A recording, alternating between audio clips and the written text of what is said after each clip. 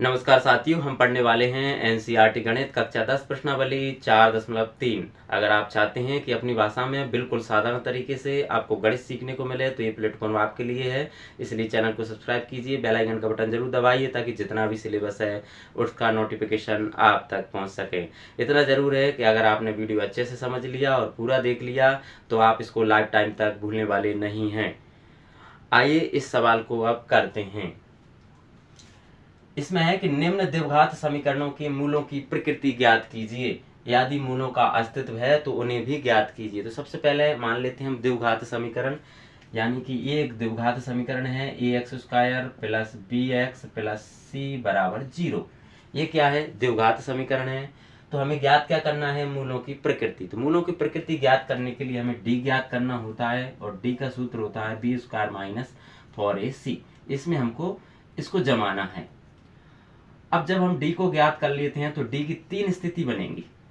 कितनी स्थिति बनेंगी? तीन स्थिति बनेंगी। अगर d का मान धनात्मक आया है, d का मान क्या आया है? धनात्मक आया है, तो मूल क्या होंगे? वास्तविक होंगे और असमान होंगे। दूसरी स्थिति में अगर d बराबर 0 के, यानी d का मान कितना आया है? 0 आया है, तो तब भी क्या होंगे? मूल वास्तविक होंगे और समान होंगे। और तीसरी कंडीशन, अगर d का मान ऋणात्मक आया है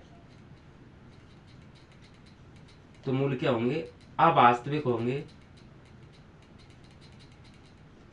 और असमान होंगे। अवास्तविक और क्या होंगे? असमान होंगे। अब हमें मूलों का अस्तित्व कब हम ज्ञात कर सकते हैं? जब मूल क्या हो? वास्तविक हों। आगे यानी कि मूल जब वास्तविक होंगे तभी हमको क्या ज्ञात करना है? मूलों का अस्तित्व। तो आइए अब इस सवाल को करते हैं। सबसे पहले इसको हम a मानेंगे, तो a बराबर कितना हो जाएगा? 2। इसको हम b मानेंगे, b बराबर हो जाएगा -3, और इसको c मानेंगे तो c बराबर हो जाएगा 5। अब क्या है? हमें मूलों का प्रकृति ज्ञात करना है, तो हमें d ज्ञात करना होता है। तो d का सूत्र होता है b स्क्वायर माइनस 4ac। इसमें हम इसको जमा देते हैं। तो सबसे पहले b क्या है? -3, तो यहाँ लिख देंगे -3 का स्क्वायर माइनस 4, गुणित लगा देंगे, कोई चिन्ह नहीं होता है तो गुणा में माना जाता है। a कितना है? 2 और c कितना है? 5। अब ये क्या हो गया? -3 इंटू -3, यानी कि ये -3 इंटू -3 कितना हो जाएगा? 3 3 9, और माइनस माइनस हो जाएगा प्लस। तो ये हो गया 9 माइनस 5 दूनी 10 और 10 चौके होता है 40। यानी कि अब ये माइनस प्लस का आ गया, तो माइनस प्लस कभी भी आए तो बड़ी संख्या में से छोटी घट जाती है। तो 40 में से 9 घट गए तो कितना बचा? 31, और वो भी माइनस का बचेगा। क्यों बचेगा? क्योंकि बड़ी संख्या माइनस की है। अब जो -31 आया है वो क्या आया है? ऋणात्मक आया है। ऋणात्मक आया है तो क्या होंगे? मूलों की प्रकृति कैसी होगी? ये अवास्तविक होगी। अतः मूल अवास्तविक हैं, इसलिए मूलों की प्रकृति, मूलों का अतः मूल अवास्तविक हैं, इसलिए क्या है? मूलों का अस्तित्व नहीं होगा।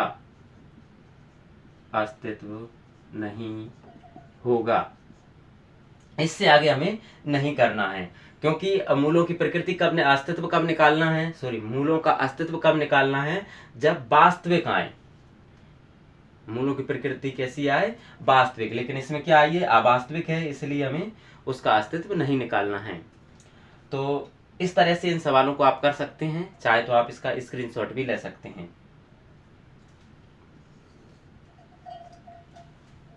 तो उम्मीद करते हैं कि सवाल आपको समझ में आया होगा। अगर आपको ये समझ में आया है तो चैनल को सब्सक्राइब कीजिए, बेल आइकन का बटन जरूर दबाइए, और अगर वीडियो पसंद आया तो लाइक कमेंट शेयर जरूर कीजिए। इससे पता लगता है कि सही दिशा में मेहनत कर रहे हैं कि नहीं। बहुत बहुत धन्यवाद।